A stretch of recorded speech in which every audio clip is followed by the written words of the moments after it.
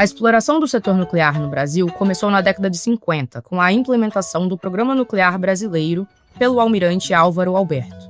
Foi só na década de 80 que o país viu a sua produção de urânio começar e a usina de Angra 1 entrar em operação. Quase 70 anos após o pontapé inicial, o Programa Nuclear Brasileiro ainda está em debate. O papel da energia nuclear se reformulou no cenário internacional e no Brasil é tida como uma fonte capaz de complementar a geração renovável, oferecendo estabilidade para a rede. Mas o Programa Nuclear Brasileiro vai além e tem desdobramentos em outras áreas, como medicina, indústria, produção agrícola e o setor naval. Fica difícil falar de energia nuclear no Brasil sem abordar o principal elefante na sala, que se tornou a usina nuclear de Angra 3. Qual pode ser uma saída para a conclusão das obras? Além disso, o que segura a exploração de urânio em Santa Quitéria, no Ceará? Para isso, chamamos para a conversa hoje um outro almirante, o ex-ministro de Minas e Energia, Bento Albuquerque. O Jauli debate a situação atual do Programa Nuclear Brasileiro, mas também discute os desafios da modernização do setor elétrico, que hoje o governo tenta fazer através de 2 medidas provisórias, e recentes mudanças no setor de gás natural com o objetivo de redução de preços do insumo. Esse é o Jauli, podcast do Jota, em parceria com o INTE, o Instituto Brasileiro de Transição Energética. Eu sou Larissa Fafá, analista de energia do Jota. Ministro, seja muito bem-vindo ao Jauli, nosso podcast, para tratar um pouco aqui sobre transição energética. Eu queria começar a pergunta sobre um assunto que eu sei que o senhor já tratava antes mesmo até, né, de ter sido ministro, na gestão do presidente Jair Bolsonaro, que é o setor nuclear. E quando a gente fala de setor nuclear, eu acho que tem uma grande pergunta que todo mundo se faz todas as vezes e que não tem nem muito como fugir, que é: e Angra 3? O que vamos fazer com a usina nuclear de Angra 3? Por que ela ainda não conseguiu sair do papel? Qual que é o principal desafio, né? O senhor foi ministro, tocou esse assunto também, mas acabou que isso ainda continua um ponto a ser resolvido mesmo, né, atualmente, em 2025, e a gente vê o governo com uma certa dificuldade para poder, e eu não digo nem tirar do papel a usina em si, mas de dar continuidade, né, de dar o comando para dar continuidade para as obras, para a conclusão de Angra 3. Qual é a avaliação do senhor sobre esse assunto hoje? E Angra 3? Angra 3, eu entendo que o país precisa terminar Angra 3, por 2 motivos. Primeiro, que é uma obra que já está com 70% das suas instalações concluídas. E, segundo, porque o Brasil precisa da energia de Angra 3. Bom, então por que isso não é finalizado? Por que isso não se realiza? Porque o país precisa também, com a privatização da Eletrobras, que detém 70%, né, das ações da eletronuclear, tem que haver aí uma composição dentro daquilo que o governo, né, como agente concedente, tem o seu papel importante como garantidor, né, daquele que vai finalizar a obra de Angra 3, e a Eletrobras, junto à Eletronuclear e junto ao governo, tem que estabelecer essa governança, porque senão Angra 3 vai continuar sendo postergada ano após ano, aumentando o prejuízo e mais do que isso, como eu falei no início, vai fragilizando a segurança energética do país. Então, eu vejo dessa forma, eu vejo também sinais positivos por parte do governo, que entende o problema, eu vejo sinais positivos por parte da Eletrobras, que quer resolver essa questão, e eu acho que com um esforço, com estabelecido uma governança, isso pode ser concluído e nós possamos ter Angra 3 daqui a 4 anos, e também isso é um sinal importante para o Programa Nuclear Brasileiro, para a continuidade do Programa Nuclear Brasileiro como um todo. Mas quando o senhor diz governança, o senhor está falando assim, exatamente de quê? Porque Recentemente, até, eu conversei com, né, agora o ex-presidente, né, Raul Licurgo, sobre a situação da eletronuclear, né? Porque com a saída da Eletrobras, bom, a Eletrobras está tentando sair ali da eletronuclear, né? Não tem interesse, com o acordo do governo. Ela saiu, ela não saiu. Ela ainda detém 70% das ações. A Eletrobras foi privatizada e agora quer sair de qualquer jeito da eletronuclear, a dona das usinas de Angra 1, 2 e 3. E o motivo é muito simples, né? Aquilo ali é um ralo de dinheiro, principalmente a eterna obra de Angra 3. O que tem que ser criado, Larissa, é um modelo, né? E eu entendo que está no momento do setor privado entrar efetivamente no setor nuclear como operador. E aí você vai atrair, eu diria que muitas empresas estrangeiras e brasileiras, algumas empresas, né, porque nós não temos muitas empresas, algumas empresas estrangeiras e outras empresas nacionais que têm o interesse em entrar nesse setor. E aí vai dar uma nova dinâmica. Vamos concluir Angra 3 e eu tenho certeza que outros projetos de geração de energia nuclear vão surgir do país, dos micro-reatores aos pequenos reatores nucleares. Então, para isso, você tem que ter esse modelo de negócio. E para você ter esse modelo de negócio, que eu acho que é fácil de ser construído, é uma coisa que talvez demande algum ajuste de legislação, mas isso será importantíssimo para o país, não só em concluir a obra, mas também para a segurança energética, a continuidade do programa nuclear brasileiro.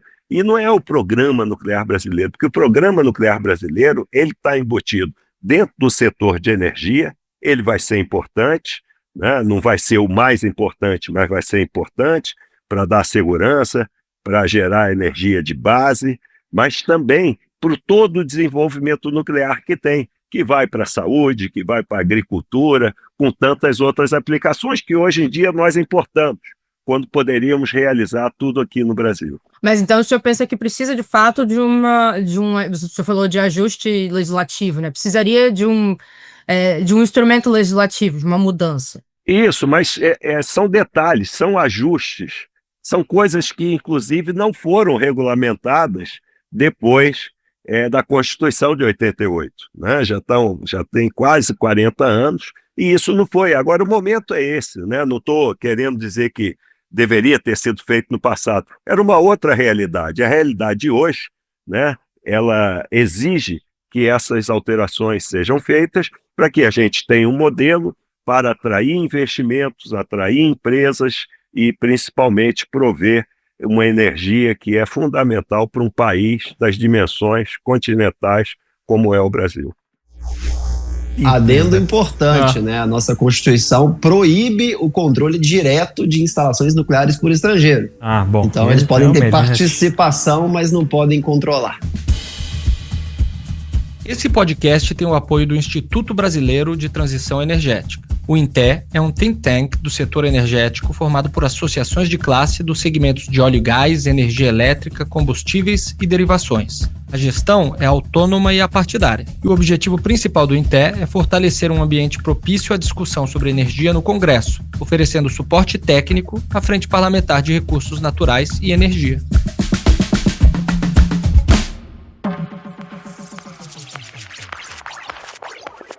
Certo, o senhor comentou sobre pequenos reatores nucleares, né, que a gente chama na sigla de inglês, né, de Small Modular Reactors. Isso, esses são os pequenos, e ainda tem os Micro Reactors, né, que são reatores até 10 megas, por aí. Tem sido uma grande promessa, né, no setor nuclear. A gente tem lido muito sobre esses pequenos microreatores, principalmente, eu acho que mais internacionalmente, né, as empresas, os setores começaram a tentar se movimentar para poder viabilizar isso em larga escala, mas eu sei que a própria empresa de pesquisa energética já coloca isso no radar.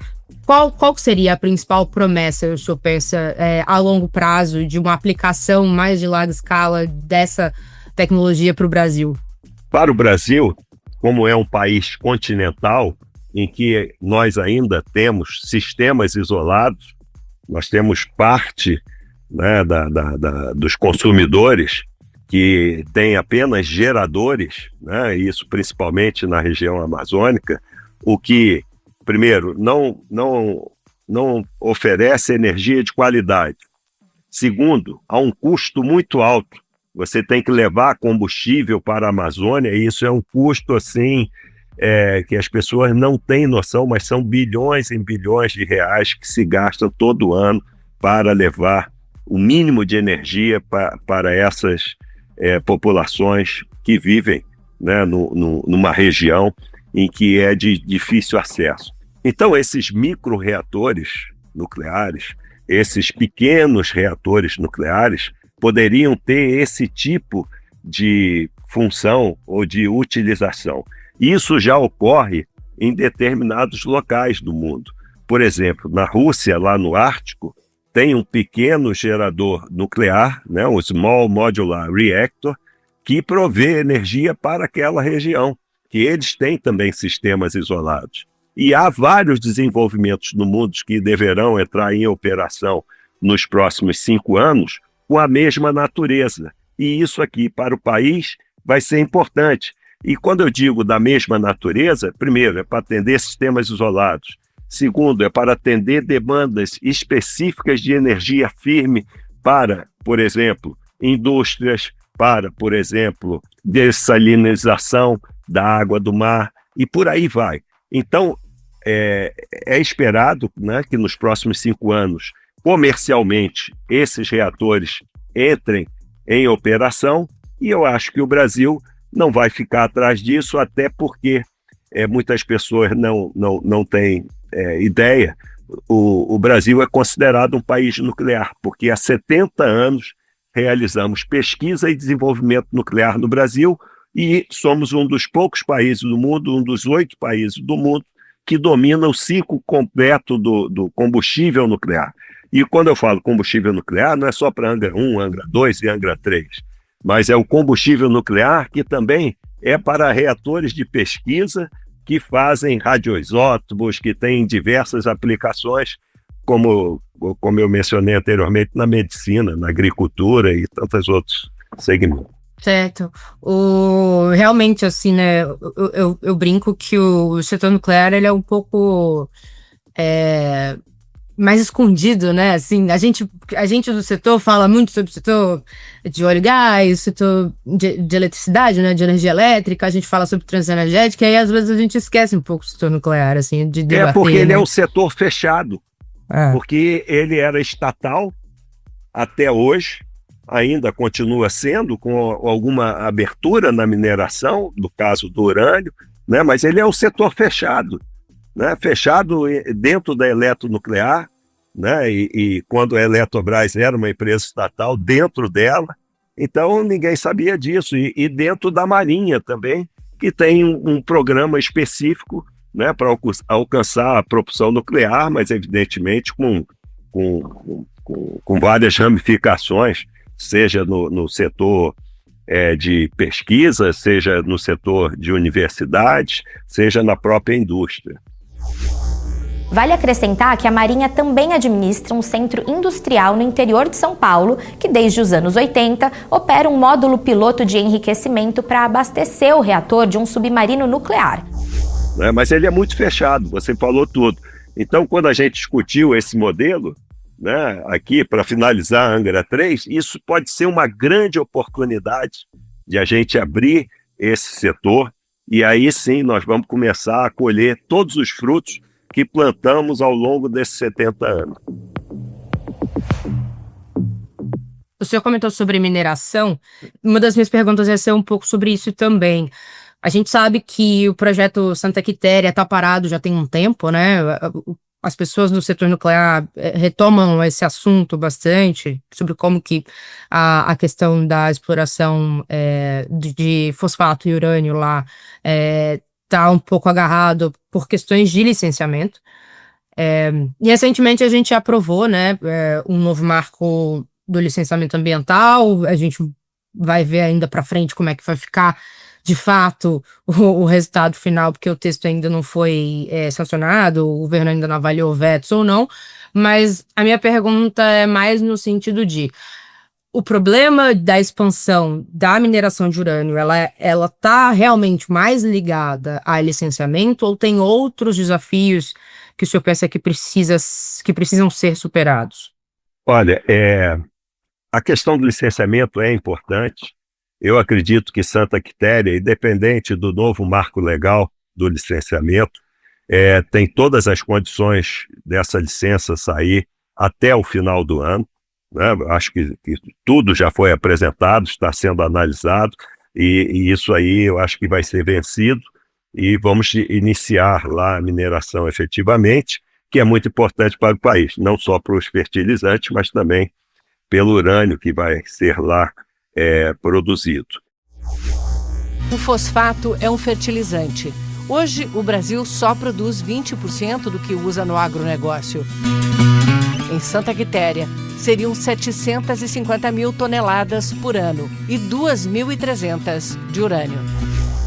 E eu entendo que a gente tem que ter aperfeiçoamentos, e isso o Ministério de Minas e Energia tem trabalhado.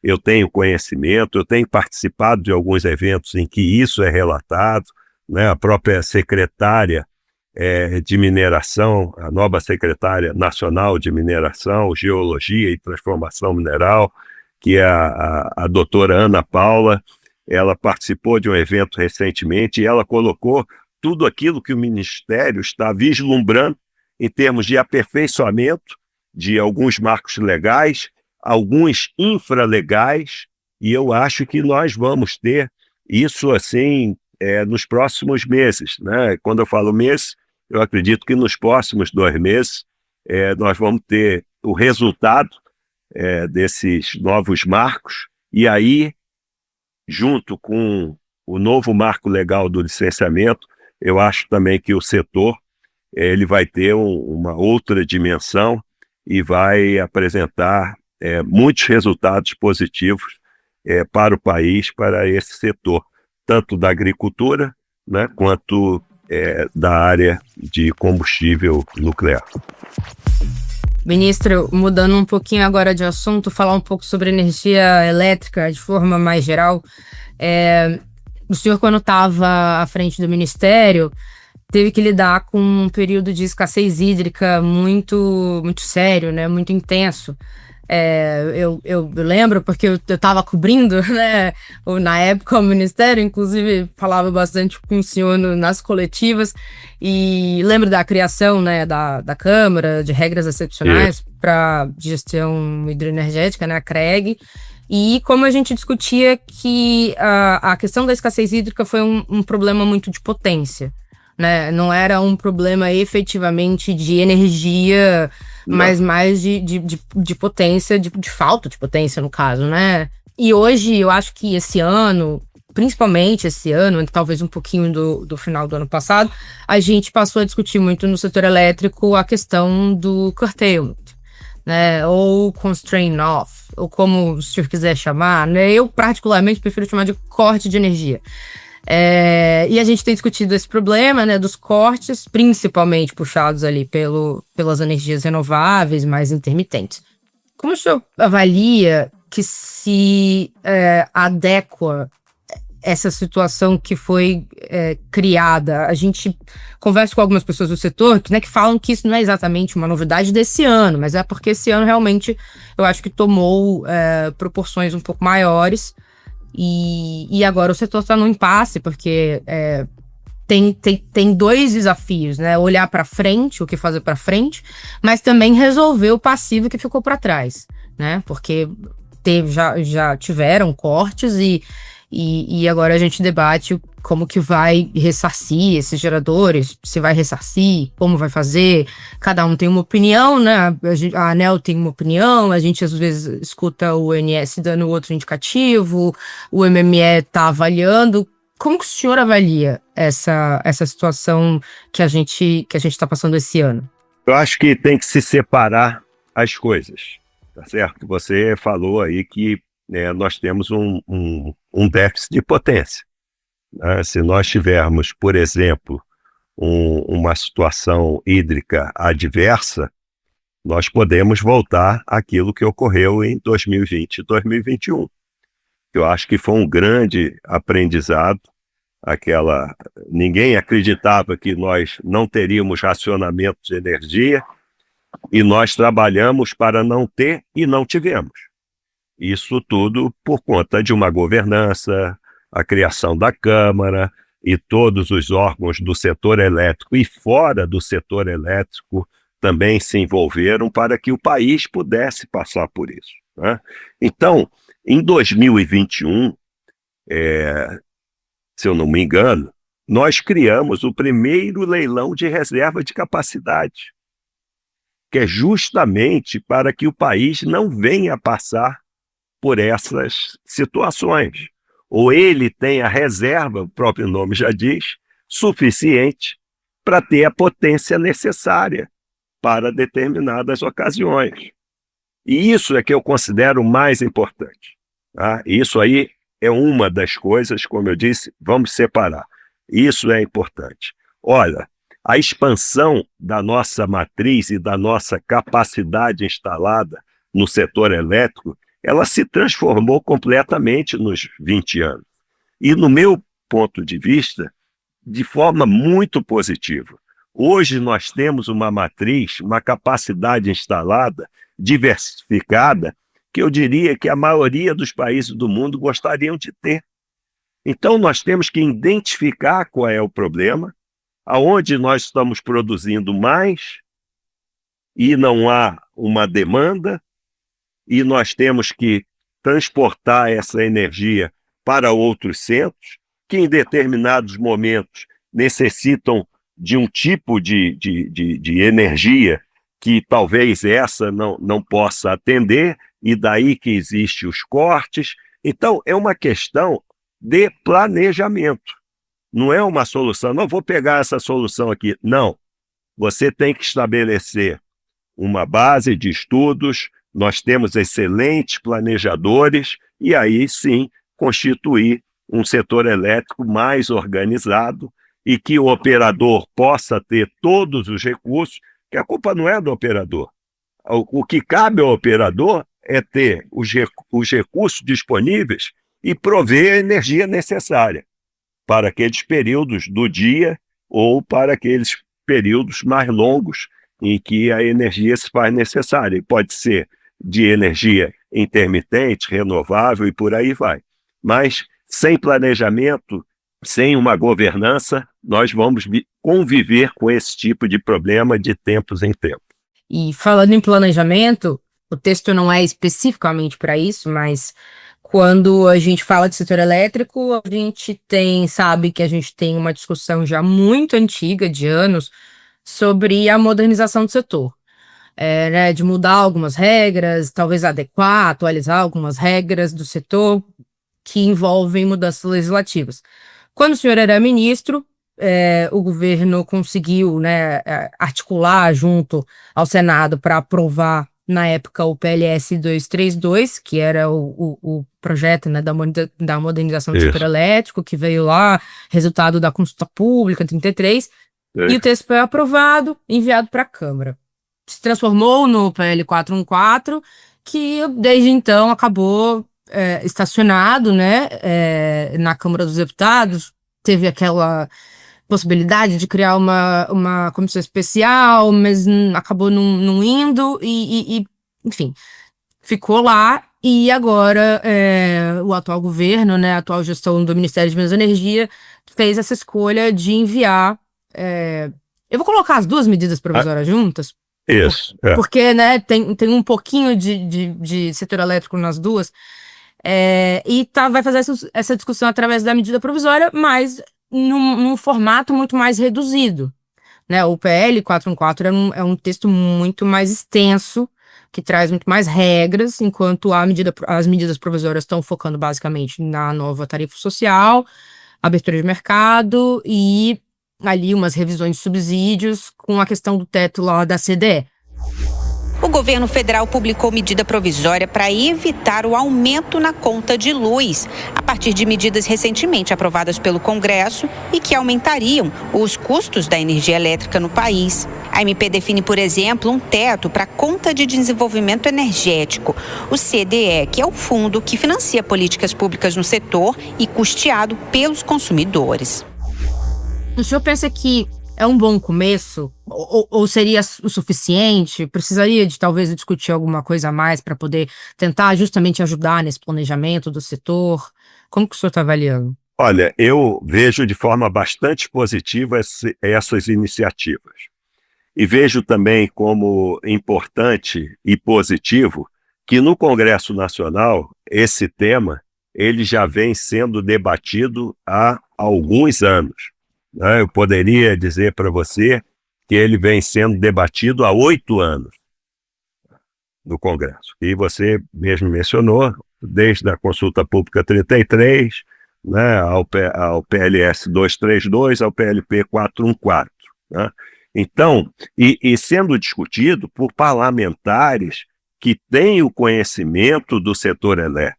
Então, nós temos no Senado, como na Câmara dos Deputados, inclusive pessoas que já foram ministros de Minas e Energia, né, e que também já foram relatores de projetos.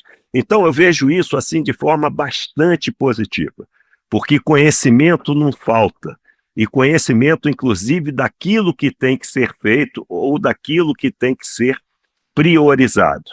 Então, eu espero que as condições políticas permitam que o país consiga avançar nesses novos marcos legais do setor elétrico, que serão essenciais para aquilo que a gente estava falando aqui ainda há pouco, né, para que a expansão do setor seja de forma mais organizada, com mais segurança jurídica e com resultados que nós necessitamos.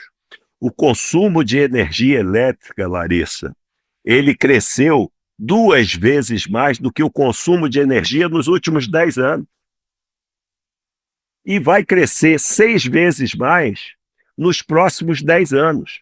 Se nós não estivermos organizados nessa era da eletricidade, né, tudo agora é elétrico. Então, nós temos que nos organizar. E temos todas as condições, os meios de, inclusive, utilizar isso para um desenvolvimento sustentável do país, atraindo aí, sei lá, como é muito veiculado, data center, mas data center você precisa de energia firme, você precisa de energia 24/7. Então, nós temos que, sim, organizar o setor elétrico. E volto a dizer, eu vejo as iniciativas de forma bastante positiva e vejo também as melhores condições para o Congresso deliberar sobre esse tema. E em relação ainda, puxando talvez pelo o setor elétrico para poder levar esse assunto um pouco para o setor de óleo e gás, a gente sabe que o gás natural é uma grande promessa aí, né, como um combustível de transição energética, um assunto importante não só para a indústria, mas também para a geração, né, de energia elétrica. E o gás natural foi um assunto bastante falado, né, na gestão passada, talvez ali vocalizado bastante pelo ex-ministro Paulo Guedes, né, que deu início ali a uma tentativa de redução de preço. A gente, na época, foi aprovada a lei do gás, né, no Congresso, que depois virou um marco muito importante para esse setor, embora ainda falte alguma regulamentação, né, de algumas coisas. Mas teve essa intenção explícita de baixar o preço do gás. E o governo atual continua, obviamente, com uma intenção parecida, né? Até porque o gás tem esse impacto não só industrial, mas impacto também direto no preço da energia elétrica gerada. Mas o governo, dessa vez, está buscando um caminho um pouco diferente, eu diria, né? O governo criou o programa Gás para Empregar, está fazendo mudanças regulatórias para poder discutir preço de escoamento, de processamento, mas está apostando bastante no gás da União como forma de puxar esse preço para baixo, né? Então, a ideia do ministro, que o ministro já falou publicamente várias vezes, do ministro Alexandre Silveira, é justamente você fazer leilões de gás natural da União através de tarifas diferenciadas de escoamento e processamento para poder ter um gás mais barato. Esse gás mais barato, dentro do Brasil rodando, vai conseguir puxar um pouco o preço para baixo por causa da questão da oferta. A gente tem também a questão de vaca muerta, que não é exatamente uma novidade também, a gente vem conversando sobre isso já tem alguns anos. A minha pergunta para o senhor o senhor tem alguma outra alternativa para esse setor que não está sendo conversada? Ou o senhor pensa que é justamente fazer o que tem sido feito de fato para poder conseguir reduzir um pouco o preço do gás natural? Larissa, eu acho que é um somatório de iniciativas que vão permitir que o mercado de gás ele possa oferecer preços menores e principalmente levar esse insumo aos consumidores, seja aos consumidores residenciais, seja aos consumidores industriais, seja aos consumidores do transporte, seja os consumidores do setor do agronegócio. O que aconteceu? Nós aprovamos, né, em 2021 a nova Lei do Gás, que foi um avanço muito importante e que hoje em dia, passados aí 5 anos, você vê aí que o mercado ele vem se transformando. Do meu ponto de vista, que foi no meu período no Ministério, que foi aprovado essa lei, poderia ter avançado bem mais, mas avançou. Eu acho que isso é importante para o país. O protagonista é o resultado, porque essa questão do mercado de gás, a lei foi aprovada em 2021, mas ela já vinha sido discutida há 8 anos também. Mas ali se criou as condições políticas para aprovar. E uma das coisas fundamentais, além de toda a regulação que teria que ser decorrente, né, do novo marco legal, ela teria que ser feita, e algumas delas, importantes inclusive, não foram feitas, né? Mas ela parte do pressuposto também que novos agentes entrariam no mercado. E isso aconteceu, mas não aconteceu ainda na escala que poderá ocorrer. Que isso é que vai levar à concorrência e efetivamente à redução do preço da molécula do gás, associada também à construção de novas infraestruturas, que a infraestrutura do país está na costa brasileira. Você tem 9.000 quilômetros ali, 9.600 quilômetros de transporte de gás, todo na costa do país. Então, nós temos que saber como lidar com isso. O leilão do gás, do pré-sal, ele é uma boa iniciativa. Eu considero que é uma boa iniciativa, sim, e que já vinha sendo pensada no passado. Agora, o conjunto da obra é que vai apresentar os resultados. Não vai ser apenas uma iniciativa, tá? É o conjunto dessas iniciativas e, a meu ver, o raio-x do setor também já está muito bem determinado. Agora é fazer o que tem que ser feito da forma, né, que as condições permitirem, claro. Certo, mas, ministro, eu não tenho como deixar de perguntar, o senhor sabe que eu sou uma pessoa curiosa. Quando o senhor diz que a legislação poderia ter avançado um pouco mais, o que o senhor pensa, assim, que talvez tenha ficado de fora? E eu entendo que talvez seja uma questão, né, como o senhor falou, do momento político, de poder aprovar o que fosse possível. A gente sabe que esse é um texto que demorou muito para andar no Congresso e sabe que é um texto que foi cercado ali, talvez, de divergências, né, entre partes do setor, mas o que o senhor pensa que poderia ter sido... O que é natural? Sim. O que eu penso, tá, Larissa, é o seguinte: nós temos artigos da Constituição de 1988 que ainda não foram regulamentados. Nada a ver com o caso específico do setor de gás natural.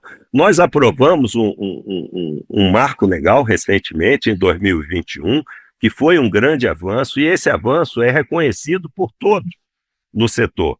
Agora, outras organizações, elas têm também atribuições importantes.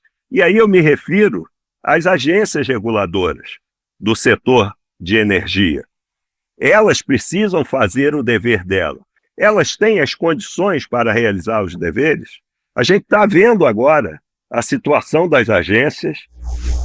E a equipe econômica do governo Lula discute a possibilidade de recompor o orçamento das agências reguladoras.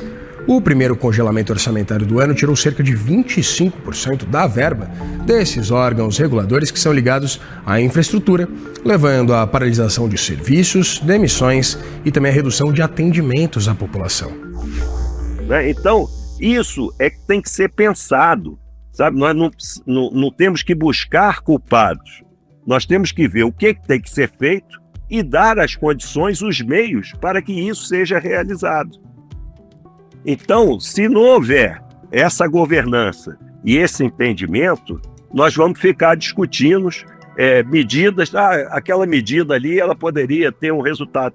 Tem um resultado, mas não é um resultado permanente, entendeu? E não é isso. E você sabe que no setor de energia, quando você pensa em curto prazo, são 10 anos. Então, nós estamos falando aqui de 10, 20, 30 anos. Então, nós precisamos ter, sim, um arcabouço que dê segurança jurídica, segurança regulatória e, mais importante, previsibilidade, porque só assim os investimentos não serão com leilões que nós vamos baixar o preço do gás. Eles são importantes também, mas nós temos que pensar no conjunto como um todo. Perfeito, ministro. Queria agradecer demais a participação e deixar já um convite para a gente voltar a falar um pouco mais quando tiver talvez algumas atualizações sobre o setor nuclear, mineração, a gente volta a conversar aqui com certeza. Ministro, obrigada. Tá bom, eu é que te agradeço, Larissa. Foi um prazer, tá? E fico à disposição de vocês. Esse foi o Jaule dessa semana. O podcast de energia do Jota é uma parceria com o Instituto Brasileiro de Transição Energética, o INTE. A produção é do Estúdio Jota, a nossa área para guiar marcas a pautar o debate público e impactar tomadores de decisão. Neste programa colaboraram André Rossi, João Guilherme Lacerda e Carolina Engisa. Foram usados áudios da CNN, Estadão, Rede Globo e Jovem Pan News. Até uma próxima!